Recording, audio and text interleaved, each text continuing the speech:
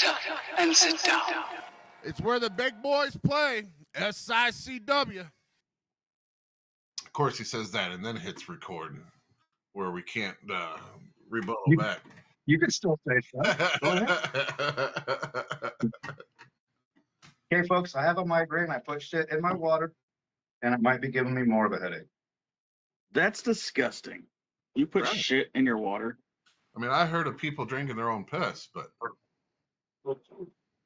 Well, I mean, it was a white powder, so does that count?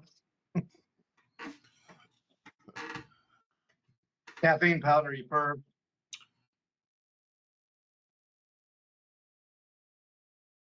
Nice. Well, let's see where we are. Welcome to Square Read Podcast, everybody. Episode 122. Today we have a special announcement. Well, that first for the Square Read Podcast. Let me cut you off. Some other things. How's it going, Jim? How's it going, Jim? Not too bad. Not too bad over here. How you doing, Bobby? I'm doing good. All right. Before we get to that announcement, I just want to throw this out here because it was just announced. TMZ is reporting that Nick Hogan is suing Bubba the Love Sponge. Now, of course, Bubba the Love Sponge has been talking with Brooke Hogan over the last, few weeks since her father has passed. But he is suing him because Bubba the Love Sponge has created a documentary about what actually happened during the whole sex tape, and it's being released and everything like that. And Nick Hogan is suing him, trying to prevent this documentary from being released.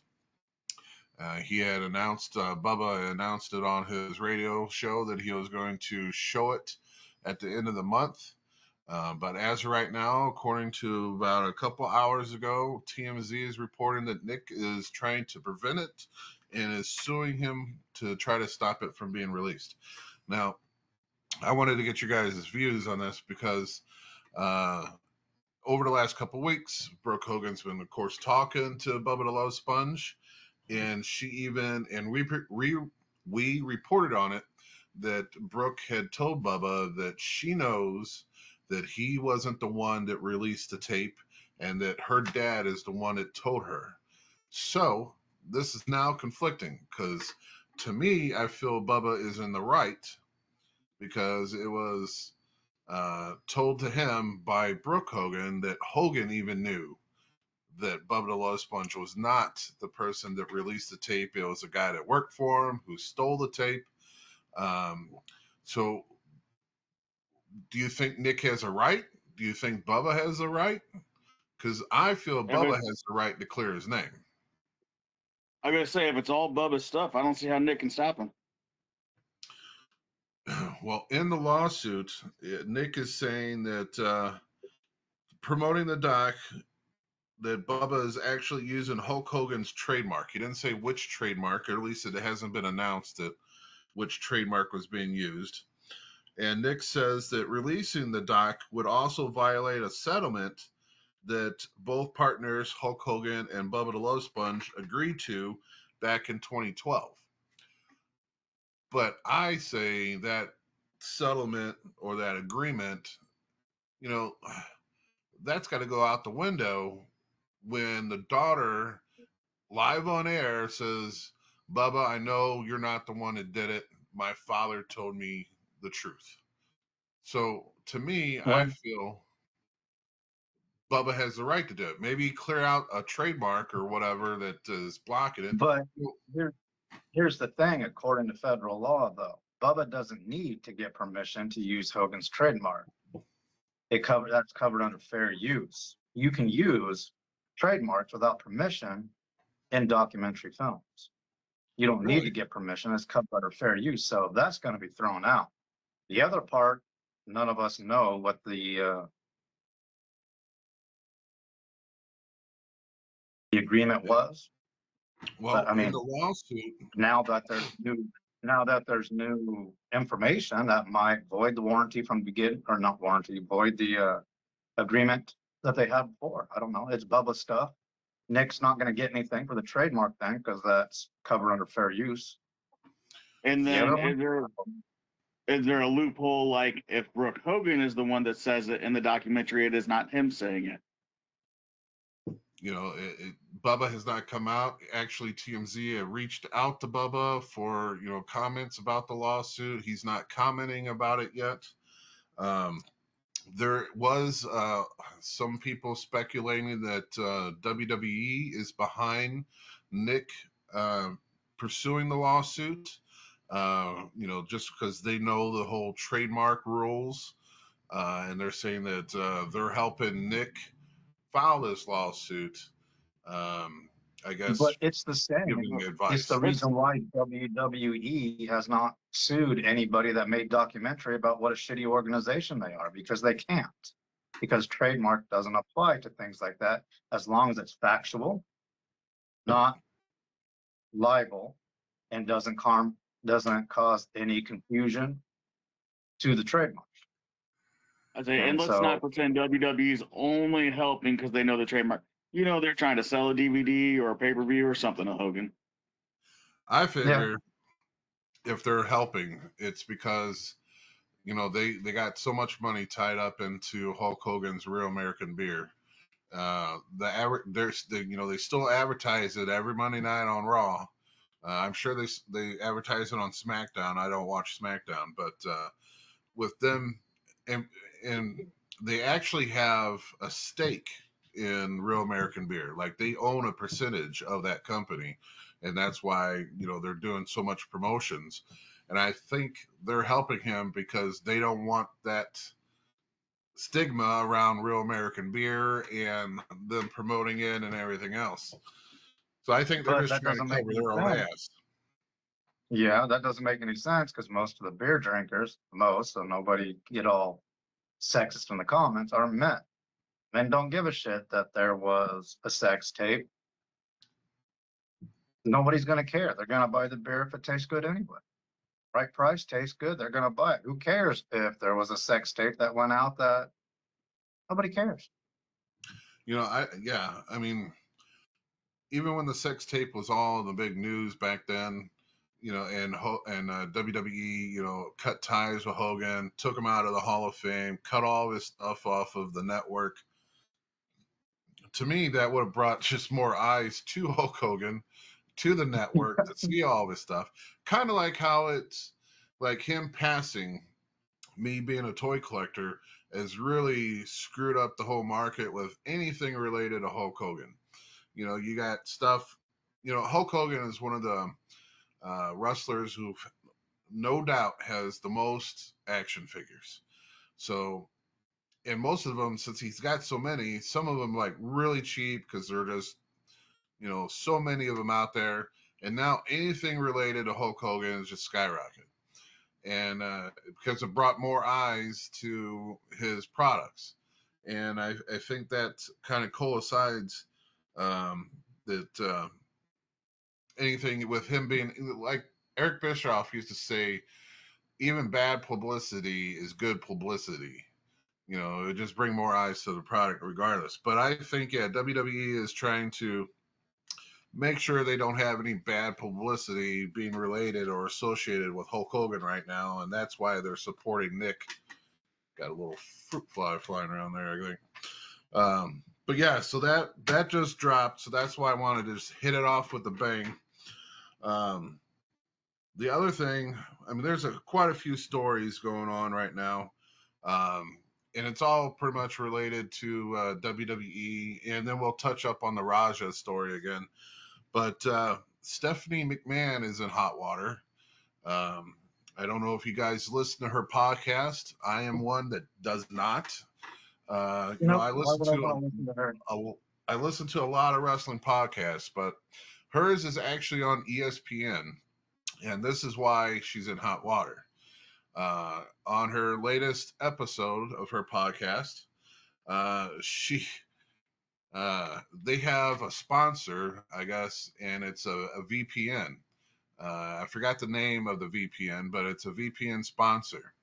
So she went off on this big old stint about, are you tired about paying all these fees for all these extra apps? Are you tired? I mean, not if you're tired. Are you shocked that it's going to cost you more money to watch WWE wrestling? Well, I'm going to tell you what I do. I use this VPN. That way I can hop on Netflix and get it transferred to Canada or the United Kingdom. And that way I get all my WWE stuff all on one network for just the low price of whatever this VPN she's sponsored by. And Two things. One, her rich ass ain't using a VPN. She's paying for them. right. Two, this is exactly what I talked about when we said that they were switching to ESPN, just using a VPN, bumping it to Canada, and you got it on your Netflix. But she's in hot water because she is in Set it on WWE, ESPN. but not in WWE, and is on ESPN telling all of her fans, use the VPN, get your shit dirt cheap. So that's a hot topic right now. ESPN is pissed off. They just spent all this billions of money to get the WWE pay-per-views on their network. Already talking about all these new shows they're going to put on ESPN because they don't get all the old stuff. We already talked about that. All the old stuff is going to stay with Peacock. What doesn't stay on Peacock is going to YouTube. And so now they're creating that's all these already sold. shows. Yeah, they're creating all these new products so it could be on ESPN. But she's telling everyone, just buy this VPN and get Netflix. And she even talking about get the cheapest package, because with the VPN you don't have to deal with commercials. So she's kind of killing Netflix because she's telling them get the cheapest package, killing ESPN. She's killing ESPN. She ain't killing Netflix. Well, yeah, I mean, technically she is helping out Netflix, but in the same way, it's like a double-edged sword. Just get the cheapest package because a VPN, you don't have commercials. And of course, the cheapest package with Netflix has commercials, and that's their sponsors. That's how Netflix makes money. So she's like, also, if you're ever curious, use the VPN for the United Kingdom. There's more movies on Netflix. you're going to have to show me how to do this because the very next pay-per-view is already going to be on ESPN. Now, they were talking about how they were going to postpone everything until 2026. But now the rumors are is the very next pay-per-view, you got to have ESPN right now to be able to even get that one. So they're like cutting the ties really quick instead of waiting until next year, which I think is total bullshit. It's demanding more money from their fans. You guys know I'm not a fan of the Mcmahons, but this has been a commonly known thing for VPNs for years. So outside of a couple executives getting their panties in a twist, I don't think it's a big deal. Oh, I think Because it's been a selling point of VPNs for years. And that's what a lot of people use them for because the actual private network thing gets hacked all the time still. So but this is a wife to the president, not the president, the vice president of WWE. I think Nathan's saying she can get in trouble. So as far as the pay-per-view buys, it's not going to change much. She's still going to get in trouble. It's a big deal for her. It's not going to be a big deal in the grand scheme of things for ESPN. I disagree. I still think it's going to be a big deal. I think people like me who don't have a VPN is now going to look at a VPN because I want to get the pay-per-views. So are you going to use her code? I don't know. I do believe she handed out her code now. No. But so people like me who still want to watch the pay-per-views but don't have a VPN, this is going to be my opportunity to go get one instead of signing up to ESPN. So I think it's still going to be a big deal. And I agree with ESPN that that was a shitty thing to do. But since we talked about it last week, it was no news to us that that's how you should do it. Well, I'm just saying she is now on a on a broadcast channel that broadcasts to a whole new crowd of people that normally is not associated with WWE, and now know a way to get it for dirt cheap. Because VPNs, I heard they're like $5 or $8 a month, and it's pretty cheap. The one I used to use on my phone, I did a one-time $5 fee. Because someone had added it up, and to have Netflix, because Raw is still going to be on Netflix, the cheapest package, the ESPN $39.99, and to still have Peacock, because Peacock is going to have SmackDown, unless you have cable, but still it's around $45 for just the smallest cable package that you're still going to be spending if you not wanted to do a VPN and do it the proper way. You're going to be spending around $90 a month just to get your WWE fixed. I think VPNs are proper. It's just a heck.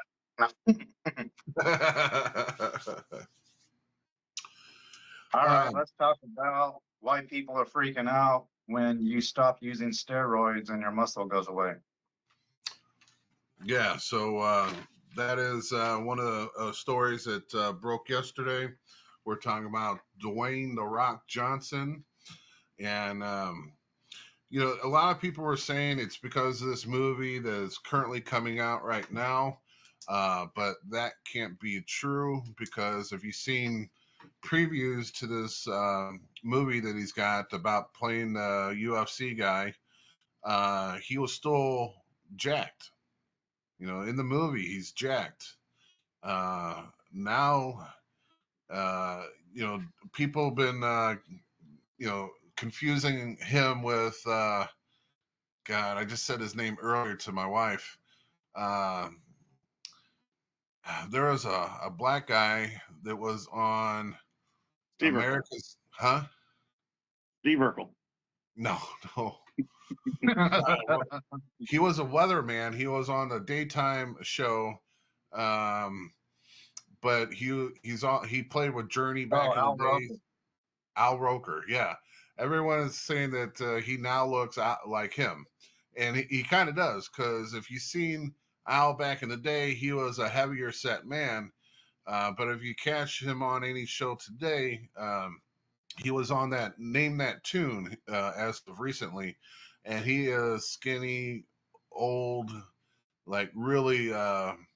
He doesn't look healthy, and that's what everyone is saying about The Rock. Now they don't know if it's a medical thing or if he's just gonna try to be more health conscious, because he has to be using some sort of I can't talk, but some sort of body enhancements, whether it be steroids or something, to get as jacked as he is in that one, as he's in that left side of the picture. But it's hard on a body to carry that muscle around. What'd you say? Well, when you stop and go, protein isn't going to give you that type of muscle at his age. Right. You have to do either HG, human growth hormone, or TRT, and a steroid added onto it. I mean, I did hear at one time he was doing a low cycle, a low dose of steroids, but I don't know. Over time, I guess your body tells you no more. Yeah, so he had lost a total of 60 pounds, and he's done it in 5 months, because the last time someone had taken a picture of him when he was muscle bound was 5 months ago. Now his movie did debut yesterday, and they gave him a 15-minute standing ovation. Everyone's talking about it, how they gave him, after the movie played, they gave him a 15-minute standing ovation. Bobby, do you remember the guy's name that he's portraying in the UFC? Oh, give me a minute, but no. Okay. Well, so their speculation is he's doing it for another movie, and not what they're talking about now is this movie. But The Rock has come out and said that he's done making movies for people. Now he wants to make movies that means something to him, and he's starting with this movie that just came out. But here on out, he's going to make movies that matter to him. So I don't know if it's movie related that he's dropping all this muscle and this weight to get different roles, maybe something serious instead of an action movie. But I don't That know. was To me, he don't Batista's look claim healthy. for losing all the weight, muscle. And Batista looks pretty sick too in some pictures. So speaking of that, so there was a poll last week or the week before about like the top 10 people switching over from wrestling to movies and how they're ranked. And The Rock is ranked number 2 and Batista is number 1. And I can't see that. I mean, The Rock has got so many blockbuster movies. I mean, he's had some shitty duds too, don't get me wrong. But he's had some really blockbuster movies that probably overshadow Batista's career, you know, It was by miles. Mark Kerr. Mark Kerr. So yeah, it's a movie based off of that guy's life. But even that guy, and even in the previews, because I have yet to see the movie, that guy was still built like a brick shithouse, and clearly The Rock is not right now. So speculation. Mark Kerr wasn't a super technical guy. He was just strong. Strong, like me. I'm not super technical, and I like to claim I'm strong. It's that blend with your lariat competition. I think he might say you were strong. Right. A lot of people would say that. Well, speaking of UFC, people aren't really talking about Chuck Liddell's brain problems. He has brain damage that's affecting him pretty severe right now. Just from him fighting. I think it was a couple years ago. I seen a story about Chuck Liddell about how he wanted to keep fighting, but Dana White said, "No, dude, you're done." And even you're gave a him legend, and you're going to ruin it, as he told him. Right, and in that story, he talked about how he has. I want to say he had the beginnings of Alzheimer's. Because he was forgetting things, and they created a role at the corporation for Chuck Liddell, and then he became like. Well, WWE has them too. They call them like sponsors or not sponsors. Where you go over to a different country and you represent the company. I know there's Like a term for it. Yeah, there's another name for it, but yeah, basically that. Ambassador. A what? Ambassador. Ambassador. That they created that role for Chuck as well, and that he was the first one that they attached to keep him, like you said, keep his his career highlighted instead of those last few matches being duds and knocking his whole legacy out of the way. Well, I mean, he's not a bad one to pick for that too. He was pretty big in Pride until he ran into Rampage Jackson. Well, that moves on to our next topic. Good segue. Yes. So Rampage has put out a big old tweet, and I'm just going to read some of it here. Rampage Jackson alleges that Psycho Stu was drunk during the whole Raja Jackson conflict. And he said, yes, his son did cross the line, but now he claims the story has flipped, attacking his son, saying that his son went against an innocent military vet with PTSD, and that's not what happened. He goes, if I was there, things would have been different. He goes, yes, my son deserves consequences for going too far. He knows better, but let's not act like Stu is innocent here. Again, he replies, he's lucky I wasn't with him. Rampage just now jumped off a cliff. He's jumping the shark, and his whole, yes, my son did it, but it's his fault. You're blaming the victim. Yeah. It doesn't matter what happened before. The dude was in the ring. He was in the ring, and he got jumped. It doesn't matter what happened before. And I'm pretty sure it was at the beginning of that tweet, so it got skipped there. But Rampage also says that his son should have never been allowed in that locker room. And we all three agreed on that, but that doesn't take away from the fact. He said, no, he he's should have still never been. messed up, but from the get go, the very jump of it, it was a messed up situation he should have never been in, he said. I agree. He should have never been there, and the promoter And and then- the venue should be sued equally. But that doesn't take away from the actions of weak-minded, weak-willed Raja.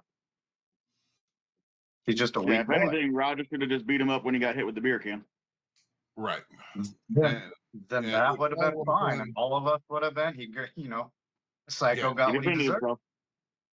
himself. So there's more things. I watched an interview with Mark Henry, and Mark Henry goes on about how he feels for Raja, and how when he came into wrestling, he felt a lot of people were ribbing him, and he took wrestling more serious.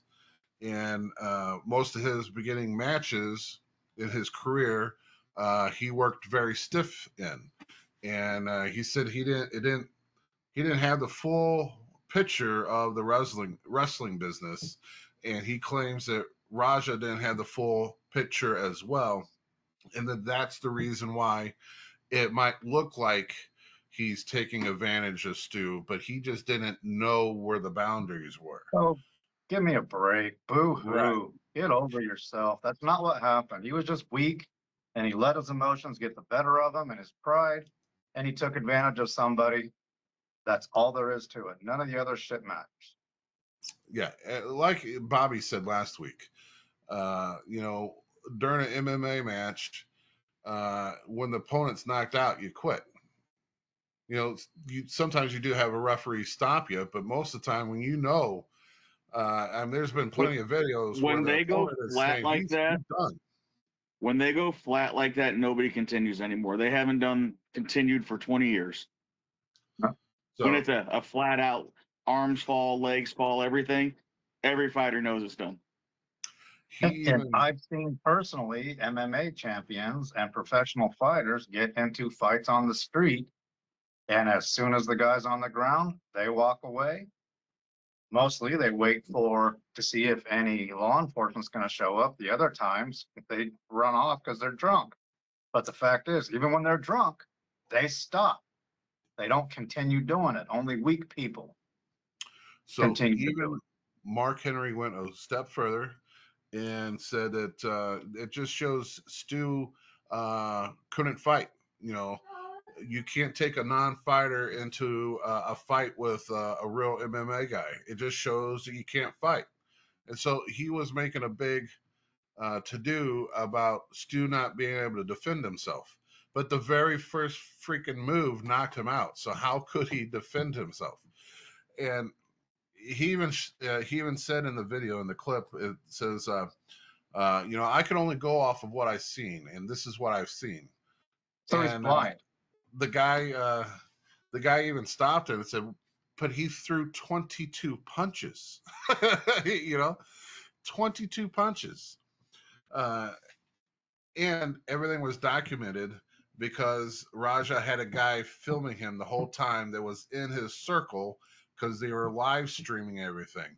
So everything is on film. It's been live streamed. He pre-planned this whole thing, and he still hasn't been arrested yet. That's a kicker right there. He has not been arrested. LA. It's LA. They're not going to do it.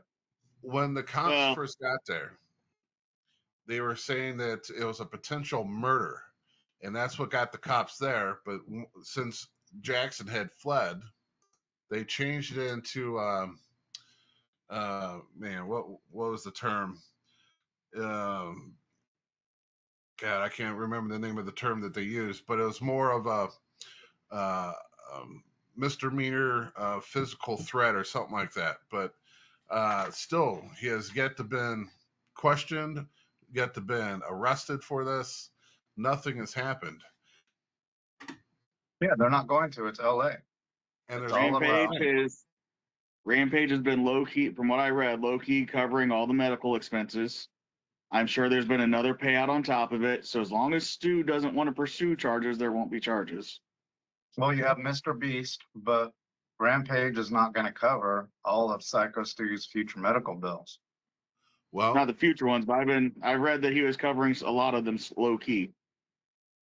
And if he's going to keep paying Stu, then Stu's not going to press charges. so it's a big old clusterfuck, and I don't know who's paying for what. Because yeah, Mr. Beast is paying. If Rampage is paying, they also got a GoFundMe that has a lot of money in it right now. I can't remember the dollar amount, but I think it was pushing like almost 80,000, which in the medical world that ain't nothing. 80,000 is nothing for surgery, especially the ones that he's going to have with his, because the upper jaw, the lower jaw, were both broke. He ended up swallowing his top row of his teeth, because in the updated picture they show him of being at home finally. He's only got the right side of his mouth, teeth wise. The top left side is what I guess they had to pump out of his stomach eventually. But there's a new catch. But let's go to L.A. The prosecutors there, they don't need Stu to press charges. They could do it with culpable evidence on their own. You don't need somebody to press charges for them to do it. But they're still not going to do it because it's L.A. and the justice system makes victims the criminal and criminals the victims, and that's what they're going to do in this case too. I say, do they prosecute in LA? No, they don't. So the other catch to this is Raja has just now been hired to become a wrestler. He has there's a wrestling company out there who signed him to a date, and so People now have no he's chance. actually going to have a first match. So and everyone is talking about, well, they're probably just doing it because his name is in the paper, and they want to pull from that storyline. It'll be a draw for money. I don't doubt that one bit, but I wouldn't get in the ring with him. Yeah. And I hope it fails, and I hope the organization fails that hired him, and I hope the promoter that hired him goes bankrupt. Because you project that shit on TV, it goes worldwide. He doesn't get charged anything because LA is weak. They have no good people there anymore, generally, not blanket statement. And then he's getting all the benefits from it. People are going to say there's no downside. If I were Stu, besides suing the whole Jackson family, I would be suing this new company as well. Because he's hiring this guy that just did this to him out of the publicity that has come about it. I would be suing that promoter that hired him to do this next show, and the current promoter, Rikishi and his brother, which are the owners of this promotion that Stu had this happen to him at. Yeah, so well, that was one of my thoughts too. Like, I know Herb carries insurance on the shows, so like, is Stu already insured, and like these payoffs for the medical, are they already covered with the insurance? And he's just going to get to pocket all of it? So most of the time that insurance that the promoter has to carry is not for the wrestlers themselves. Most of the time, the insurance that they have to carry is for the fans.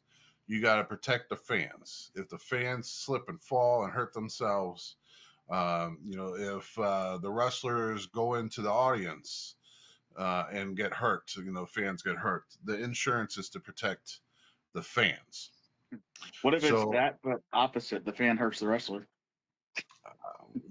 Technically, what he did was illegal. Is the insurance going to cover it? I'll say he wasn't a wrestler there. He was a fan. Well, he got invited into it, though. Which was another dumb mistake by the promotion. Was he a part of the official card, though?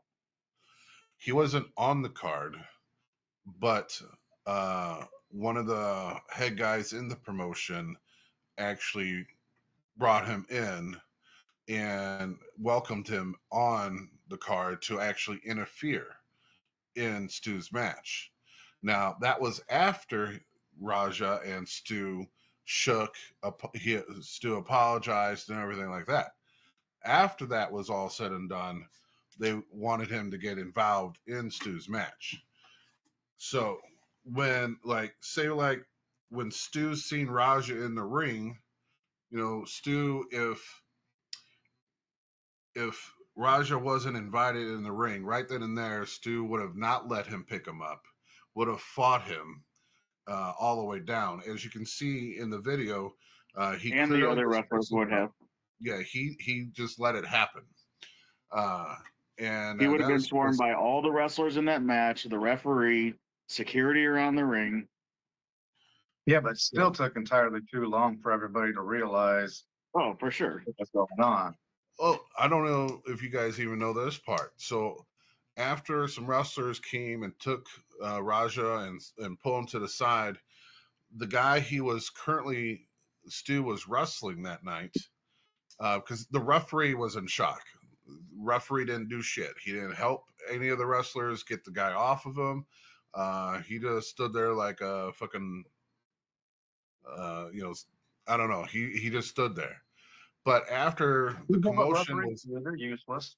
after the commotion was over and they got Raja pinned down and everything, that wrestler that was originally wrestling Stu slid back into the ring and covered Stu, and the fucking ref knelt down and counted to 3.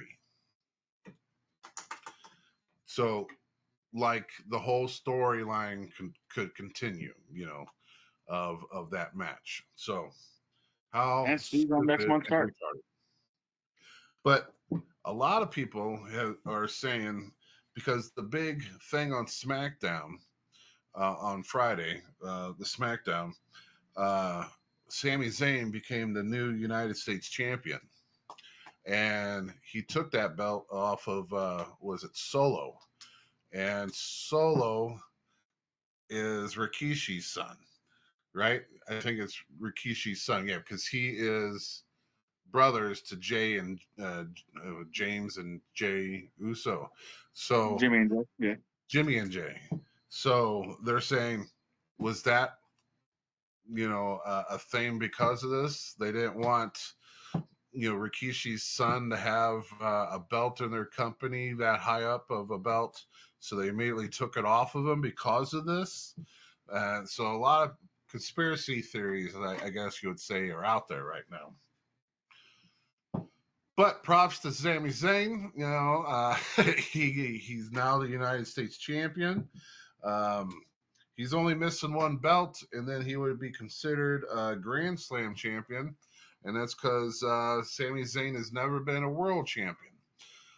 So he's never been the Universal Champion or the World Champion or anything like that. That's the only 2 belts that he hasn't held yet in the WWE. Even in NXT. He was the champion of NXT, but that doesn't count as the world champion. So that happened on SmackDown. That was the big pop on SmackDown. The big thing on the pay-per-view that happened this weekend, there's some good matches, a lot of botches. CM Punk went against, what the hell is that YouTuber's name? Logan Paul. Logan Paul. They went 30 minutes, had a really good match. There were some botches in it, though. Pretty much every match had a botch. There's Becky Lynch versus John Cena's ex, Nikki Bella. And there was a couple botches in that match. Oh, that kick was so bad. Yeah, there was, she climbed to the top rope, went to kick, fuck, I just said her name. Becky Lynch. Becky Lynch, and missed her by fucking a mile. Luckily enough, it had to Becky be Lynch 3 feet. Yeah, luckily enough, Becky Lynch didn't feet. fall down. It would have been even screwier if Becky, fell. but at least she didn't fall. But it was still botchmania. The only so the last match was CM Punk versus Seth Rollins versus LA Knight versus Jey Uso. So basically it was 3 against 1 if they would have worked it out right. But those 3, CM Punk, LA Knight, and Uso, worked together most of the match and beat the crap out of Seth, which was great. But then they turned on each other, like they should, because it's every man from themselves. And it got down to CM Punk and Seth Rollins. The other 2 were just laying on the ground. And CM Punk looked like he was going to win, but then out of the blue, they called it a ninja, got in the ring and low-blowed CM Punk, which allowed Seth Rollins the pin Punk. And then, of course, the ninja took the mask off, and it was Becky Lynch. The ninja. Yeah, it was Seth Rollins' actual real wife. Now, they've touched on that subject, but they never really played it out on TV. Meaning, there was some highlights where, when Seth was a good guy and he won the belt, Becky come down and they celebrated in the ring, but they never really worked as a couple yet. Kind of like Triple H and Stephanie McMahon. When they got married, they started, tagging together. She was a big part of Triple H's storyline. And they haven't done that with Becky and Seth. But yesterday, Monday Night Raw, CM Punk was talking, doing a promo. Becky came out, started rebuttaling everything that CM Punk had to say. And then she started smacking CM Punk around. And you could tell he wanted to do something to Becky, but refrained. So now everyone is speculating CM Punk's current wife is an old wrestler named what was her name? AJ Lee. How can you forget AJ Lee? She's been retired ever since Punk quit WWE. AJ retired. She plays a better psycho than Liv Morgan. I'm going to say that right now. So everybody's all about the craziness of Liv Morgan. Nothing on AJ Lee. Everyone is saying that AJ Lee was coming back for WrestlePalooza. That's the rumor. It's just a rumor. Nothing's been said, but people are saying if it's not AJ Lee, they're gonna fucking bitch, because this is a perfect setup for AJ Lee to come back. And supposedly she's in good shape. She hasn't slowed down since she retired. That she's been, keeping up. So plus her husband is CM Punk. I hate to say it, most wrestlers practice on their wives, or should practice on their wives. No. I do suplex mine. But they've also been in shows together. Netflix used to have not Netflix. Well, Netflix bought the 3rd series, but they had a show called The Wrestlers, sorry. And AJ and CM Punk were in that cast, and they both had matches on that show. So it's not like she's been out of the ring. But yeah, so everyone's saying it better be AJ, and that if they, give that spot to someone else, that, they're going to cry foul. Speaking of crying foul, the crowd, they're over in Europe right now. I think, actually France, I believe. The crowd was just into every freaking match, good or bad.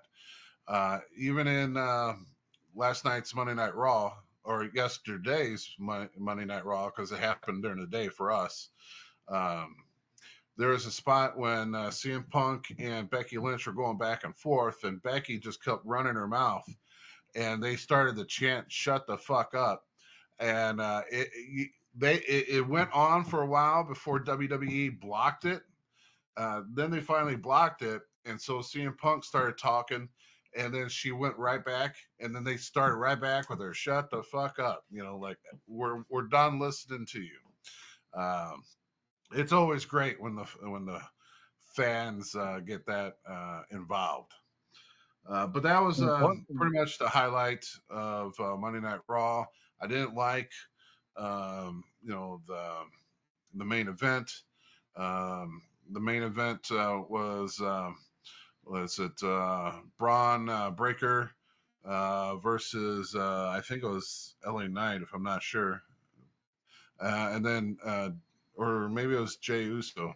Either way, they beat up on Jey Uso last night in the main event, and Jimmy came out and saved Jey. So it looks like they're going to be tagging again.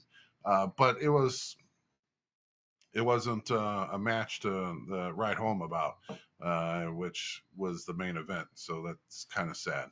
And a lot of people said that the pay-per-view and Monday Night Raw wasn't booked properly, that it was like a very slow show. And even the beginning, that's right. It was because it took them 20 minutes in the very beginning of the show, 20 minutes of Braun Breaker challenging LA Knight. And then because once Braun Breaker was talking, then Bronson Reed had to talk, and then Jey Uso had to talk, and of course LA Knight had it. So the first 20 minutes of Raw was just talking, and a lot of people were That's an criticizing improvement from the normal 40. Right, true. But a lot of people were saying that they need to start cutting that shit out. Start off with a match every now and then. Don't start off with the show with a promo every fucking time. Which That's I what I agree like with. with WCW. Huh? I wonder what I was going to say. I know he was going to say something. I think he was going to say WCW sucks. Since he's a WCW kid. Yeah, he is. But I was watching a bunch of stuff from the wrestlers over there on their personal pages talking about how since they don't travel with security, the fans over there are too wild and getting too close and too personal and making them feel unsafe and uncomfortable. Oh yeah. There was no security, and the big thing was with Rhea Ripley. She went to try to grab an Uber, and she ended up get swarmed with fans, and it was all guys too. But they wouldn't let her get in the Uber. Um, sometimes you should know better. And I ain't saying that it's her fault. It's just she's very popular right now, and popular with the men. And I think she should have, pretended like she was a beetle and disguised herself, or snuck out of the place. When you're that famous and that popular, you can't just walk out in the middle of the street, out of the building and think you're going to be able to get into a Uber or a cab or something and not get swarmed when you see a bunch of fans waiting. That's probably the worst thing to do, Yep. but I'm not saying that it's all her fault. Fans are stupid. They're also great, so don't get me wrong, but they don't know when to stop. And I love all my fans, so just don't let me stop, from saying something really bad. But I'll tell you an experience that I had. Now, I'm nowhere near as famous as Rhea Ripley or any guy in the WWE, but this was very rude. I, after I don't think the show was even over with. I snuck out to go to the bathroom to take a piss. And I had a guy follow me into the bathroom and stood behind me and waited for me to get done. Thank God he waited for me to get done. But as soon as I Jim had $1 every time that's happened. right, as soon as I turned and zipped and turned, he stuck out his hand and wanted me to shake his hand. I'm thinking, you just seen where my hand was. Yeah, he was Back the recording fuck it. up. Let me, and I even told him, I said, let me wash my hands first. Because how fucking rude is that? So, and that happens to just local stupid guys like me. So just imagine if you're, famous WWE superstar and you're a female. You know, Why didn't you go to the private bathroom?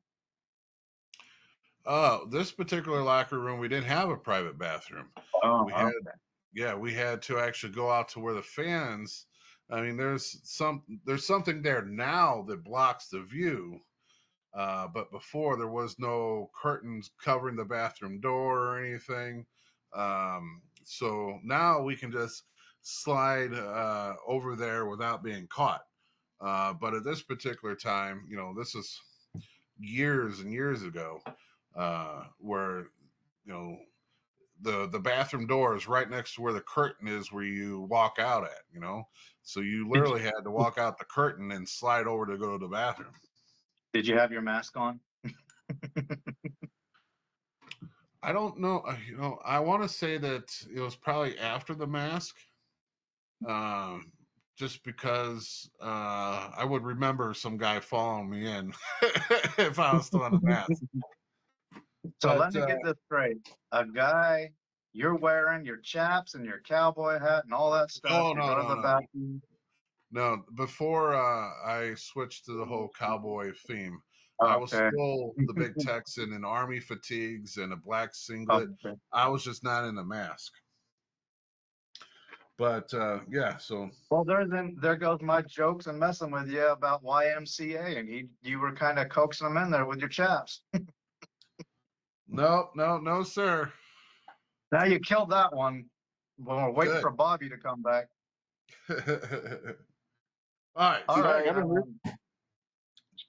You can hear us? Yeah. There's two more things I want to talk about, but before we get to those two things, there is speculation that Chris Jericho might come back to WWE. His saw that. contract is up either at the end of this year or the beginning of next year. Evidently, he's already been off of TV, and someone even said that Chris Jericho has been complaining because he's been trying to text the owner of AEW, and he's not getting back to him. He's like pretending he's not there anymore. And people don't know if he's going to come back just to go into the Hall of Fame. Like My most people. understanding, reading about the Punk situation, that's how he handled that too. I'm not here, la la la. Yeah. Yeah, a lot of people say that he's not a good boss. He comes out with storylines, but when it comes to actual feedback of how he handles things, no one likes that. No one likes how he handles things. Well, that's why he's losing wrestlers left and right to WWE, and he's starting to lose money. Well, WWE had announced that a former AEW champion was on his way back home. They have a lot of former former AEW champions. Bryan Danielson's over there, John Moxley's over there, Edge, Christian. So there's a lot of former WWE guys, but only one whose contract is expiring, and that's Chris Jericho. Jericho. All right, so All right. the last two things is what I sent you pictures of. All right, so we are honored. This will be one of our first outings. Now we've got this Comic-Con that's actually coming up. Well, not coming up; it's out in November. But the Squared Ring Podcast is honored to be one of the special guests there that day. So we're going to be there signing autographs and having our podcast. We're actually going to be doing a live podcast there. So be one of our first lives. Probably be, I'm a talker, so I'll probably be interviewing some of the people there. Last year I was there, not just as a fan walking into a Comic-Con. They had cool things there. They had a Batmobile there. They had a guy in a Batman. Well, of course, he's the real Batman. He was going around, and they had some other there's some people that dress up as Ghostbusters. They're pretty well known in the Midwest, and there's people that dresses up as Star Wars characters. Not really main characters. It's the stormtroopers. They were there. Uh, Besides all the people in their booths selling, all the retro games and action figures. I bought my first Street Shark last year from that place. But they reached out, and we are now partnering up with them for this special event. And it's right there, but I can't read that small print, so I'm going to go back to my writing here. Something collector stuff. Well, here's the cool thing. So it's the Shriners Collector Fest is the name of it. And what better person to have there than the Shriners champion, who is Bobby D with that nice red belt back there. Actually, it's not back there because he's still not showing. I see him. Can't see me? I see all you guys. You done? Oh, then it has to be on my screen. That Yeah, I was even disappointed as he said it. Can you hear him, Nate? well, I can hear him. Yeah, just on one screen he's there, on the other one he's not. So, oh well, keep going.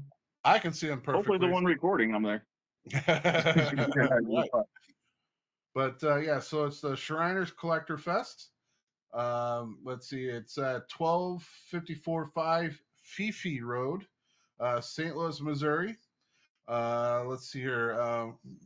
You know what? I didn't write down the date. What? November 15th, 2025. So admission is pretty cheap. It's $5 for anyone above 12. 12 and under are free. You can come in early. That will cost you an extra $5, so it'll be $10 for an early bird fee. I believe it runs 10 to 4. I believe it's on there from 10 to 4. So the early bird, I don't know what that time that would be, but I'm assuming probably 9 or 8. 9? Yeah, 9, 10. But so yeah, they're going to have some cool things. We got some pictures of some of the things they're going to have. They're going to have, depending on what screen he shows. All right, so they're doing this thing with D&D. I'm not too sure what's going to happen there because they talk about having a console or something like that. But evidently, your join fee is $5 or a broken PC or a broken console, and it starts at 11. And each mission runs 30 minutes to an hour. You get a pre-filled character card or the die, or you can bring your own. So that is pretty cool. I was never one. I used to play D&D when literally I was a kid, because I had an older brother, and he hung out with older friends, and they were big into D&D. And I remember playing D&D once or twice. Never really got into it. I do love the figures for D&D because those figures, anything gothic, magical, magician-wise, or scary creatures, those action figures are always cool looking. So I have looked into actually starting a collection of them. I just haven't pulled the trigger on it yet because the older D&D figures are pretty expensive. I never played D&D, but I did watch Stranger Things with the Hellfire Club. Oh, well, there you go. That'll work. So he's now an expert. And then the other thing I think is pretty cool is they're doing this Hot Wheels thing. So evidently they're going to have a track set up. You can bring your own Hot Wheel, or they will provide you with one. And the winners receive prizes. But I think that's very cool. Kind of reminds me of back in the day when we Boy Scouts or Royal Rangers used to do those derby cars. Pinewood Derby. Yeah, Pinewood Derby cars. Those I used to do that. The wife used to call me a rescue ranger when I would bring up stories like that because we were called Royal Rangers. But were you Chip or Dale? Whoever the smartest one was. So you were that Buzz. Okay. But yeah, Can't so reply. that's pretty cool that they're doing that as well. So I went there last year, and they had, oh man, if I had to take a guess, maybe 25 to 30 vendors of people selling. They were selling everything from comic books to action figures to video games. I mean, you name it in the action figure world, they were selling it. Video games, of course. They also had some people that did their own comic books there, and some voiceover actors there. Now, I didn't give Nathan this page because there are still some contract negotiations with some people. But the two that I can tell you guys about, there's two comic book creators that's going to be there. Bill Reinhold, and he is one of them that works on the Amazing Spider-Man. And then Linda Lessman, she is the creator of the comic book called The Tomb of Dracula. So that is pretty cool. There's going to have, if the contracts work out, they're going to have one or two more. So those are going to be the special guests along with us. And like I said, stop in to our table. We might have some stuff to sell because we do have some T-shirts and stuff. Garbage Pail Kids that we're the characters of. But we're also going to be doing a podcast there. And we would love for anyone who listens or watches our podcast to come in and say hi.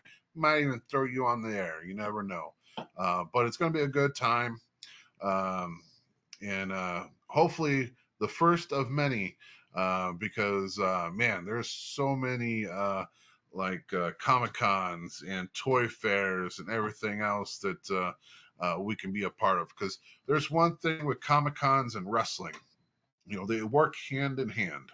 And most of the time, of the bigger ones, there will actually be like a JBL or Farouk or Ron Simmons, his other name, or Mick Foley does a lot of Comic Cons. So wrestling and Comic Cons go hand in hand, especially with all the action figures that wrestlers have. It's a great time. And hopefully all you guys would love to come out and talk to us and visit. All right, was that the last thing or the second to last? Oh, that was the second to last thing. So right now, this weekend, so September 6th, September 7th, SICW is back at the races. And September 6th, we are going to be on the stage at 1 o'clock, and it's going to be broadcasted live by NASCAR TV. So NASCAR is filming everything the NASCAR films everything when they're there, because this is the big show. This is the show that the racetrack has been been trying to get for years, and finally they're coming back.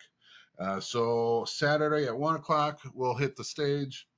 And Little Wayne is going to be the singer that night. So he's going to hit the stage later on that evening, do a little concert, and then they're going to flip flop. So I'm assuming it's because Bill Murray probably wants to not stay out late, but Bill Murray is going to be the host of NASCAR for Sunday. He's going to be the Grand Marshal, so he's going to start the race. People might not know, and I didn't know, but Bill Murray has a rock and roll band, and he is going to be playing Sunday, and he's going to be starting at around 11:30, maybe 11 or 11:30, but definitely around the 11 o'clock hour. His band is going to play, and they're going to go for about an hour or so, but then right after they leave the stage, SICW is going to hit the stage, and we're going to go for about an hour or so. Sometimes we go an hour and a half. But so 12:30 is roughly around the time that you'll see SICW start back up. But very cool weekend for SICW. NASCAR does things big. Now we did get a chance last year. One of the races we did was a NASCAR race, but it wasn't NASCAR. NHRA. Yeah, NHRA. Yeah, this No, one. we did a NASCAR one too, the championship series last year. But it wasn't like one of the big races, right? This is going to be the big race, if that makes sense. But unfortunately, I used to follow NASCAR a long time ago. That was my dad's favorite thing to watch. Was NASCAR? Dale Earnhardt was his guy, and since his passing, my dad kind of fell out of NASCAR. He was really hoping Junior would have, took his career and made it like his dad's, but he didn't really go that far. So I quit watching as well. But very cool. So yeah, September 6th, September 7th, down in Granite City or Madison County at the racetrack. Will be there. And I guess this is Nathan's favorite part of the show when he whips out all of his toys that he bought throughout the week. So Nathan, what'd you buy this week? Is full. Bobby, did you get a box? I did. All right. I haven't even looked in the box yet. Oh, this is an unboxing, Wow. folks. I don't even know what's in it. I got another Mountie. Got like 5 of them. Oh my God. So You can at bring those on Comic-Con the in 15th. November, Bobby D will be selling some Mountie figures. Another Matt and Jeff Hardy double-sided like foam ball thingy. Oh, Press that's ball. cool. It's kind of like a Mad Ball. I think that's it is. Road Warrior Animal sticker. Oh, that is cool. Never seen something like that. Mariah May. Little pen, shirt pen. Yeah.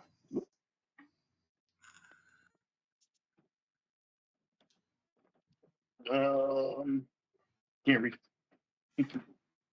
I see Claudio eggs. sucks egg. T-shirt sucks eggs. Sucks Or eggs. poster. I don't know. AEW one. I don't watch AEW. Right. And is it a repeat autograph? Because that's what I usually care the most about. Yes, it is, but it is still a good one. Ah, all right. Yeah. Isn't that the one you got last time? Yeah, I think so. Another AEW shirt. Whatever. Bobby and Jim might be signing those and selling it. This is I your do time, plan Bobby. I do plan on taking the shirts I don't like anything AEW, and repeat autographs and bringing them to the shows. Or I maybe I'll definitely start would doing too. that at the Comic-Con. Yeah, on the 15th. So yeah, very cool items. It's just a sign that you should start watching AEW. And from what I gather, they signed on with Showtime. I think it's Showtime, or no, it's Max. Max bought Showtime, so Max has now got all the rights to AEW. So all the pay-per-views are going to be there. Yeah, so you can use your VPN, get under Max, and watch some AEW now. I already have Max. Oh, well, there you go. It comes free with unlimited internet in my AT&T phone. Oh, nice. But he only watches it at 3 a.m. Oh no, when it's streaming, you can select it anytime. Oh, All right, so I did have 2 big boy purchases, and one of them is this wrestling ring right here. That is the LJN wrestling ring. Now I still have my original one that I had growing up, but is in 2 pieces, and all the corner posts are broken, and I have no idea where the ring ropes are, and but the store owner of I Had That actually posted an LJN Andre the Giant that I needed. There's 3 versions of Andre the Giant back in the LJN era. It was one with long hair, one with short hair and blue trunks, and one with short hair with a black singlet. I still need the Andre with the black singlet, but he's like $400 or $500. So probably will never see that one unless I hit it up on a yard sale. So I went there strictly to get this LJN Andre the Giant short hair. And he of course he knows me. I drop off wrestling posters so he can hang it in his storefront window. And so he goes, I know you're here for this, but I have this wrestling ring here. He goes, it's pretty dirty, so I'll let it go pretty cheap for you, especially since I know you love wrestling and you buy wrestlers for me. So I told him, I said, I'm going to buy it. I said, but it's very easy to clean this ring. And so I went ahead and purchased this. And then he goes, I have something else I want to sell you because it's a grail. And I know it's a grail to you too. And this is what he had. So it's a 16-inch Roddy Piper. It's a grail piece because Piper is more, I would say, more rare to have everything. They only made two. They made a Roddy Piper and they made that Hulk Hogan that's in the back there. I have two of those Hulk Hogans. Of course, I don't have the championship belt that it came with or the red shirt. But you know, you can't purchase him with everything for probably under $250. To get it all, it's going to be over $250. But since I went ahead and bought the Andre, bought the ring, he let this go for a great price as well, and he's got everything. So I seen him once at the flea market, and the guy at the flea market wanted $250 for him. I nowhere near paid that. You know me. I will refuse to pay something like that. So I did get him for a great price. So I do want to shout out the store. It's called I Had That. It's downtown Belleville. Very cool guy. It's actually a 2-in-1 store because half the store is sports related. Baseball cards, sports cards, posters. They got boxing gloves there from certain boxers. But those were the purchases that I made from there. I would show you the Andre the Giant, but he's in this mess of a ring. But I tell you what, though, I took that ring home, and probably within 10 minutes, I had this thing white. I cleaned. There's so many videos on YouTube. You know, I'm a YouTube person right now, and there was a video of a guy who tells you how to clean the rings and what product to use. And I knew I had the product at home. So I immediately looked under the sink, found the product, and my God, all the marks, all the brownishing that happens in that ring, because it's normally white, but it does turn brown over the years. But this product just takes all that off. So great. So those are the 3 big boy purchases. I do want to go over 2 smaller purchases, and one of them I bought weeks ago. I just now got around to opening them. And this is Bray Wyatt. Very cool looking figure. I like the colors. I'm probably gonna get some heat from this, but the Wyatt 6, the current version of his group, I could care less about. And even towards the end of his career, I could care less about. The beginning of his career, when he first started coming out with this, the lamp, and with his other, the 2 big guys, I think one of them's called Big Red. I forgot what his other wrestling name was, but the other guy, Eric Rowan. Eric Rowan, and there was another guy that got fired and went to AEW and since has passed away. That initial group. In AEW, his name is Brody Lee. Brody Lee, yeah. That initial group is the group that I liked. But as an action figure collector, that is just badass. So I did pick him up. I picked him up at Ollie's. He was an ultimate, and normally if you go to like Walmart, ultimates are like $32. At Ollie's, if you can find them, they're $19. So a very cool discount at Ollie's if you can find them. Not every time you go there will they have them, and it's normally the ones that they produce a lot of. So that was kind of cool. I did get an eBay purchase. I don't know if you can see this without the glare. I like these older figures. These are legends of professional wrestling. They actually suck for like action figures, but some of them are really cool. This one is Killer Kowalski. I always liked Killer Kowalski. You know, some people called him the vampire because back in the day he would actually bite his opponents and bleed from the bite marks. So they do some very cool ones. They're the ones that does the Abby ones that I have all three versions of Abby. You know, this is called Unbloody. This is the bloody version of Abby where he's got blood splattered on him. And then they even do a glow in the dark version of Abby. They do a glow in the dark version of most of them. But there's some really cool ones. This one just happened to be very cheap. I think I paid $5 for them. But there's a Kamala one that they do very well, and I want to get him.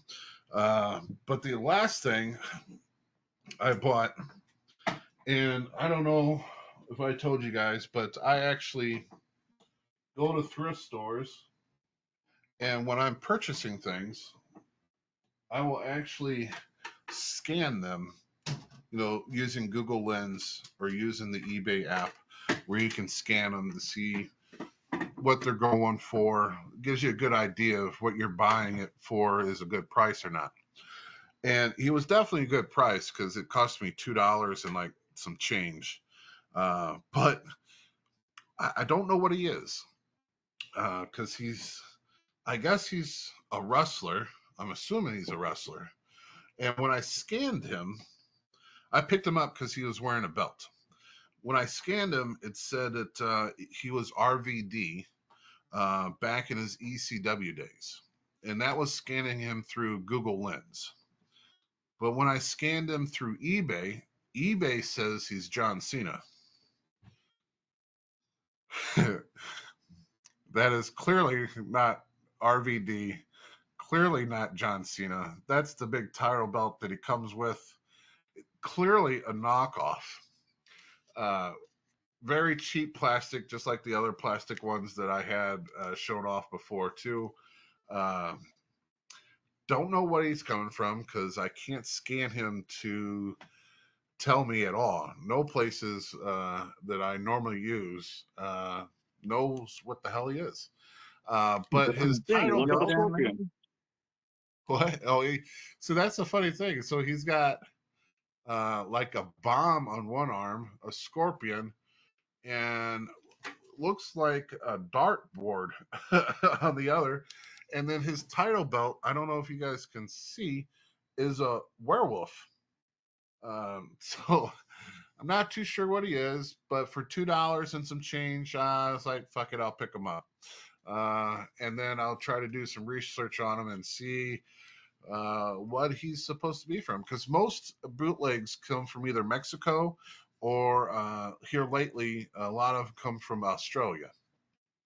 And the Maddox and stuff like that are the ones I really like as bootlegs. A lot of times the Mexican bootlegs are the ones that are these cheap plastic that you know, try to look like the person but clearly is not the person. But this guy clearly doesn't look like anyone. But those were my pickups for this past week. Very cool to get a new LJN ring though, because I've been wanting one of those for a long time to display my wrestlers in like that. Not all of them fit in there, of course. My shelves are still full of the other LJNs and the big rubber guys and stuff like that. But very cool pickups this week. I like everything. And that's it for me. Anything else you guys want to talk about? No, I'm good. I think we covered it this week. Perfect.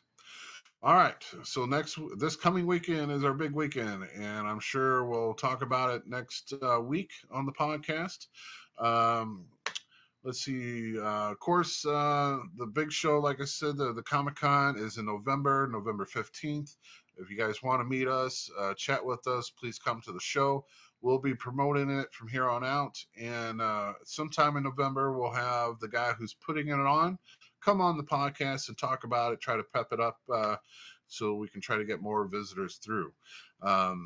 Let's see. Also, please like, subscribe, and comment to this channel because we're trying to give it a big push and want to do some more of these outdoor events. Not necessarily outdoor, but Comic Cons and stuff like that. So if you got a cool event that you want to invite us to, hit up Nate and we might try to see if we can get it done and work it out. But either way, give us a like and leave us a comment. So from everyone at the Squared Ring Podcast, we'll see you at the wrestling shows. Have a good night, guys.